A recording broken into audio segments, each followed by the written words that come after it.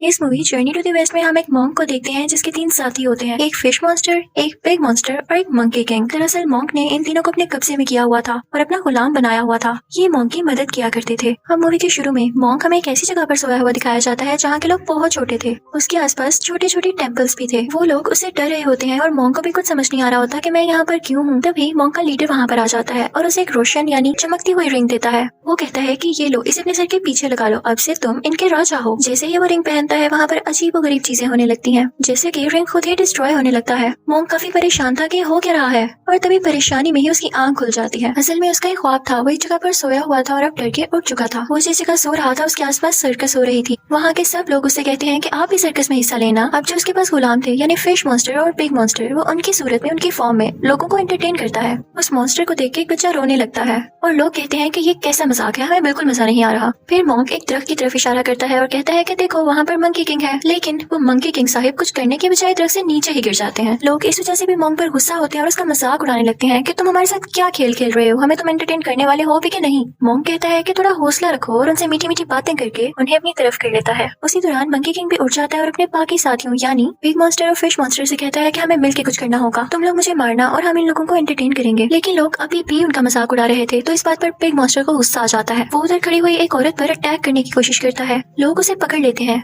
Monkey king भी उसे मना करता है और कहता है कि ऐसा ना करो। वो फिर भी बाज नहीं आता तो मंकी किंग उसका ध्यान बटाने के लिए पूरी सर्कस खराब करने लगता है। वो हर चीज तबाह करता जा रहा था। मॉन्क उसे मना करता है लेकिन वो उस पर ही गुस्सा हो जाता है और अब तक बहुत देर हो चुकी थी क्योंकि पूरी सर्कस डिस्ट्रॉय हो चुकी थी। मूवी की असल कहानी तो अब यहाँ से शुरू होती है जब एक औरत अपनी माँ को एक एक्सोर्सिस्ट के पास लाती है। उसका कहना ये था कि उसकी माँ पर किसी का साया है। उसकी हरकतें कुछ ठीक नहीं लग रही थी क्योंकि वो वहाँ पर खड़ी 2 बूढ़ी औरतों को कहती है कि ये मेरी बेटियां हैं। एक्सोर्सिस्ट इस बात पर बहुत हैरान होता है और फिर वो बढ़ता है उसकी माँ की तरफ ताकि उसका भूत या उस पर जो भी साया है उसको खत्म कर सके। लेकिन बहुत कोशिश करने के बाद भी उसे ऐसी कोई चीज नजर नहीं आती। तो फिर उसे पता चलता है कि असली मॉन्स्टर तो उसकी अपनी बेटी है, यानी वो लड़की जो अपनी माँ को इसके पास लाई थी वो मॉन्स्टर में बदल जाती है। उसकी बॉडी अजीब हो गई थी। वो सब पर एक किस्म का जाला फेंकने लगती है। उसके हाथ और टांगे काफी लंबी हो गई थी जैसे वो कोई स्पाइडर हो। वहाँ पर मौजूद सब लोगों को वो मारने लगती है। फिर सीन चेंज होता है और हम मॉन्क और मंकी किंग को एक साथ देखते हैं। मॉन्क मंकी किंग की बहुत पिटाई कर रहा होता है। वो उसे कहता है कि मैं तुम्हें इसलिए मारा हूँ ताकि तुम्हें हमेशा याद रहे कि कहाँ पर क्या करना है। वो कहता है कि तुम्हारा कुछ पता ही नहीं चलता, तुम्हें जब गुस्सा आ जाए तो तुम कोई भी चीज तबाह कर देते हो। जैसे तुमने सर्कस को तबाह किया था, तुम यहाँ भी कुछ न कुछ कर सकते हो। वो उसकी जुबान खींचता है, उसे पिंच करता है, उस पर थप्पड़ मारता है। साथ ही साथ वो मंकी किंग की पूरी बॉडी को ही हिट कर रहा था। यहाँ पर हम पास्ट का भी एक सीन देखते हैं जब मंकी किंग को एक जगह पर कैद किया हुआ था। वो कई साल वहाँ पर चेन्स में बंधा रहा और कैद रहा। मंकी किंग बेचारा ख्वाब में डर जाता है और उसकी आंख खुल जाती है। तो मॉन्क कहता है कि सो जाओ,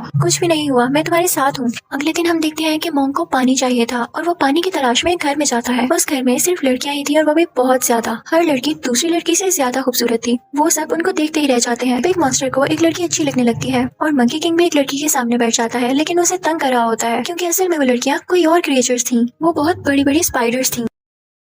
मॉन्क जब ये देखता है तो वो मंकी किंग से कहता है कि तुम अपनी होश में तो हो। वो कहता है कि हम मदद मांगने आए थे और अब तुम्हारी वजह से हमें जाना होगा। लेकिन वो लड़कियां उन्हें जाने नहीं देती, अपने असली रूप में आ जाती हैं। यानी वो बड़ी बड़ी स्पाइडर्स बन चुकी थी और उन लोगों पर अटैक करने लगती हैं। वो लोग खुद को बचाते बचाते बाहर आ जाते हैं। मंकी किंग के सामने सबसे बड़ी स्पाइडर आ जाती है और वो उसी तरह उसकी जुबान खींचता है जैसे मॉन्क ने उसकी खींची थी और इस तरह से वो स्पाइडर को मार देता है। जब मॉन्क को ये पता चलता है तो वो मंकी किंग से कहता है कि तुम्हें मैनर्स कब आएंगे, तुम कब सुधरोगे। हर चीज का हाल ये नहीं होता कि वो जगह तबाह कर दी जाए या अगले को मार दिया जाए। मंकी किंग चुप करके उसकी बातें सुन रहा होता है और जैसे ही वो मॉन्क जाता है तो पीछे से वो बोलने लगता है। अब मॉन्क एक खामोश जगह पर जाकर आसमान के नीचे दुआ करता है, यानी प्रे करता है कि बस गॉड अब मुझ में इतनी हिम्मत नहीं है कि मैं सब कुछ डील कर सकूं और ये मॉन्स्टर्स भी मेरी बात नहीं मानते, मैं इनको नहीं हैंडल कर सकता, अभी मेरे बस की बात नहीं रही है। ये सब बातें बिग मॉन्स्टर भी चुपकर सुन रहा होता है। वो सारा कुछ जाके मंकी किंग को बता देता है। मंकी किंग को तो पहले ही गुस्सा था। वो कहता है कि जब मॉन्क हमसे खुश ही नहीं तो हम इसको मार देते हैं। तो वो उसे मारने के लिए आगे बढ़ता है। मॉन्क जब ये देखता है तो उसे रिलैक्स करने के लिए कुछ पढ़ने लगता है, लेकिन इस चीज का उस मंकी किंग पर अब कोई असर नहीं होता क्योंकि वो अब उसकी गुलामी से आजाद हो गया था। अब वो उसका मजीद गुलाम नहीं था। मॉन्क उसे बचते बचाते ट्रक में फंस जाता है और उसे अपने काबू में करने की कोशिश करता है, लेकिन मंकी किंग अभी भी नहीं डरता उससे।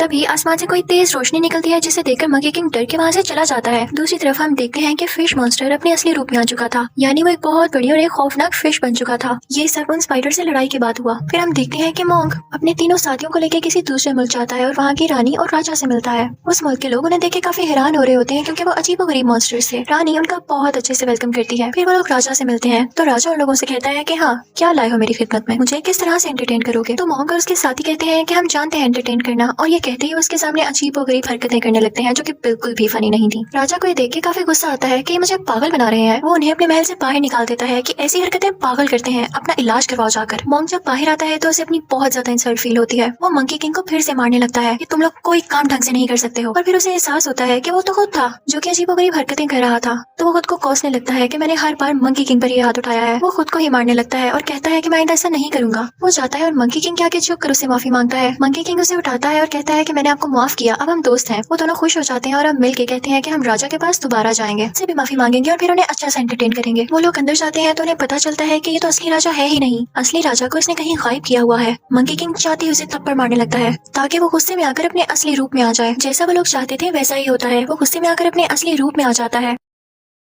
उसका मुंह लाल हो जाता है और उसके मुंह से आग निकलने लगती है। असल में वो एक छोटा सा रोबोट था जो कि आग फेंका करता था। वो लोग उससे बहुत फाइट करते हैं और उस दौरान महल में जितने भी लोग थे वो बाहर निकाल दिए जाते हैं। मंकी किंग क्योंकि बहुत गुस्से वाला था तो उसे बहुत जोर से हिट करता है जिससे वो दूर जाके गिरता है। फिश मॉन्स्टर इस चीज का फायदा उठाते हुए अपने मुंह से बर्फ फेंकता है जिसकी वजह से वो रोबोट फ्रीज हो जाता है। और फिर वो जाते हैं असली राजा की तलाश में। उस रोबोट मॉन्स्टर ने असली राजा को जमीन के नीचे कैद किया हुआ था। मोंक उस रोबोट राजा को कैद करके रानी को दे देता है और असली राजा को बचा लिया जाता है। असली राजा मोंक और उसके साथियों से बहुत खुश था और वो कहता है कि मांगो, तुम्हें क्या चाहिए। मोंक उसे कुछ नहीं मांगता तो असली राजा खुद ही उसे तोहफे में बहुत सारी लड़कियां दे देता है कि अब से ये तुम्हारी खिदमत किया करेंगी। मोंक कहता है कि नहीं, मैं इन सबको अपने साथ लेके नहीं जा सकता, पर हाँ मैं ये चाहता हूँ कि इन सबको आजाद कर दिया जाए, रिहा कर दिया जाए। तो वो सब लड़कियां कहने लगती हैं कि नहीं, हम इसी जिंदगी में खुश हैं, हमें आजाद नहीं होना। लेकिन उनमें से एक लड़की खामोश होती है। राजा उसे अपने सामने बुलाता है और कहता है कि क्या हुआ। वो लड़की कुछ नहीं बोल रही होती तो राजा उसे गाने के लिए कहता है और कहता है कि इस गाने के साथ डांस भी करो। वो लड़की बहुत डरी हुई थी लेकिन वो वैसा ही करती है। वो बहुत नाजुक और प्यारी लड़की थी। वो राजा को पसंद आने लगती है और वो उसे अपने साथ ले जाता है ये कहकर कि अब ये मेरे साथ रहेगी। लेकिन अब मोंक को भी दुख हो रहा था कि उसने इस लड़की को अपने साथ क्यों नहीं जाने दिया, उसने इसे वापस क्यों कर दिया।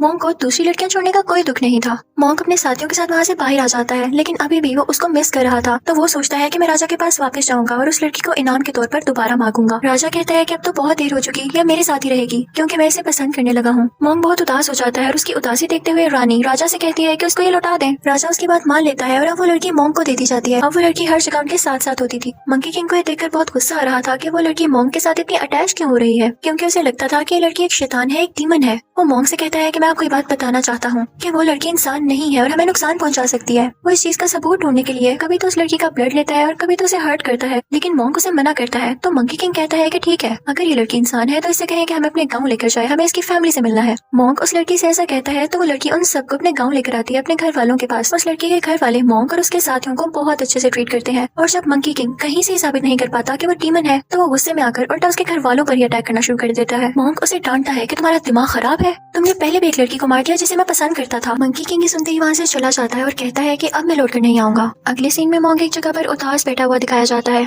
तभी वहाँ पर वो लड़की आती है और उसे पूछने लगती है कि आपको क्या हुआ है। तो मोंक उसको उस लड़की की बातें बताने लगता है जिसे वो पसंद किया करता था। वो लड़की उसकी बातें बहुत प्यार से और ध्यान से सुन रही होती है तो मोंक को इसमें वही लड़की नजर आने लगती है। वो दोनों भी बातें कर ही रहे होते हैं कि वहाँ पर फिश मॉन्स्टर और पिग मॉन्स्टर आ जाते हैं और मोंक को बताते हैं कि मंकी किंग बहुत गुस्से में आया हुआ है, वो हर जगह फसाद फैला रहा है, हर चीज तबाह कर रहा है और तो और उसने इस लड़की के माँ बाप को भी मार डाला और अब उसका अगला शिकार है ये लड़की। वो लड़की भाग के अपने गाँव में जाती है और मंकी किंग भी उसके पीछे पीछे आ जाता है। वो उसे मारने ही वाला होता है कि तभी वहाँ पर मोंक भी आ जाता है। वो मंकी किंग से कहता है कि तुम्हें गलत फहमी हुई है, इस लड़की का कोई कसूर नहीं है, इसे छोड़ दो। वो लड़की मोंक के पीछे होती है। अब मंकी किंग मोंक पर ही अटैक करने आ रहा होता है। तभी वो लड़की मंकी किंग के पाँव पकड़ लेती है और कहती है कि ऐसा नहीं करो, इसको नहीं मारो। लेकिन मंकी किंग उस लड़की को हिट करता है जिससे वो दूर गिरती है और अब वो उसे मारने के लिए आगे बढ़ता है। लेकिन तभी मोंक बीच में आ जाता है। वो रोड सीधा मोंक को लगती है। तभी वो लड़की रोने लगती है और कहती है कि हाँ, मैंने बोला झूठ, मैंने छुपाया तुम सबसे कि मैं एक शैतान थी, एक डीमन थी, क्योंकि मेरे साथ मेरी जिंदगी में बिल्कुल अच्छा नहीं हुआ। कुछ आदमियों ने मेरे साथ बुरा करके मुझे मार दिया, इसीलिए अब मैंने शैतान बनने का सोचा था, लेकिन मैं बुरी नहीं हूँ। ये सुन के मंकी किंग को और भी गुस्सा आता है और वो एक बहुत बड़ा गोरीला बन जाता है और इसी के साथ वो मोंक को निगल लेता है, उसे खा लेता है। अब वो बड़े बड़े पहाड़ों पर चढ़ने लगता है, लेकिन उसके पाँव के साथ ही वो लड़की भी थी जिसने उसका पाँव मजबूती से पकड़ा हुआ था। अब वो एक ऊंची जगह पर जाता है। वो लड़की भी उसके साथ वहाँ आ गई थी। तभी वहाँ पर वो रानी और वो रोबोटिक डीमन भी आ जाता है। रानी मंकी किंग से कहती है कि मैंने जान के इस लड़की को इधर भेजा ताकि तुम लोगों में लड़ाई हो। रानी कहती है कि मैं तो चाहती ही थी कि ये चीज तुम्हें गुस्सा दिलाए और तुम मॉन्क को मार डालो। अब तुम मेरे गुलाम हो गए और मेरे लिए काम करोगे। तो मंकी किंग भी मॉन्क का कोई इतना भी दुश्मन नहीं था। उसने अभी तक मॉन्क को खाया नहीं था, बस वैसे ही निकला था। वो ये सुनकर मॉन्क को बाहर निकाल देता है। वो अभी तक जिंदा था। मॉन्क बाहर आकर रानी से कहता है कि क्या आप हमें बेवकूफ समझती हैं या आप समझती हैं कि इस दुनिया में सिर्फ आप ही एक अक्लमंद है। जिस तरह आपकी प्लानिंग थी इस तरह ये हमारी भी प्लानिंग थी। मंकी किंग शुरू से ही मेरी तरफ था और ये हमारा प्लान था कि वो वहाँ से नाराज होकर जाएगा ताकि आप लोगों पर ये इंप्रेशन पड़े कि हमारी तो आपस में ही नहीं बनती। अब उन सब में फाइट शुरू होने लगती है और वो एक दूसरे का मुकाबला करते हैं। वो पिग मॉन्स्टर और फिश मॉन्स्टर उस रोबोटिक डीमन को दोबारा से वैसे फ्रीज करके तोड़ देते हैं और अब मॉन्क और उस रानी में लड़ाई चल रही थी। रानी फौरन से पानी में जाती है और बुढ़ा का स्टैचू बाहर निकाल लाती है। मंकी किंग भी उस पर मुसलसल अटैक कर रहा था क्योंकि वो जानता था कि ये एक डीमन है और बुढ़ा एक अच्छे इंसान थे और वो अपनी पावर कभी भी एक डीमन को नहीं दे सकते। मंकी किंग अपनी स्टिक निकालता है और पानी में चला जाता है, लेकिन जैसे ही वो पानी में जाता है उस जैसे दो स्टैचूज और बाहर आ जाते हैं और मंकी किंग पर अटैक करने लगते हैं। मंकी किंग को समझ नहीं आ रहा होता कि बुढ़ा उस डीमन की मदद क्यों कर रहा है। वो बहुत ज्यादा जख्मी हो जाता है, लेकिन तभी एक बड़ा सा हाथ पानी से बाहर आता है जो कि रियल यानी असली बुढ़ा का था। वो उन तीनों स्टैचूज को डिस्ट्रॉय कर देता है और मंकी किंग की जान बचा लेता है। उन स्टैचूज के डिस्ट्रॉय होने के बाद वो रानी मंकी किंग के हाथ में आके गिरती है तो तब बुढ़ा की आवाज आती है कि अब सुधर जाओ। उस रानी को कुछ होने लगता है, वो अचानक से एक गोल्डन ईगल में बदल जाती है जो कि उसका असली रूप था और फिर बुढ़ा उसे अपने साथ ले जाते हैं।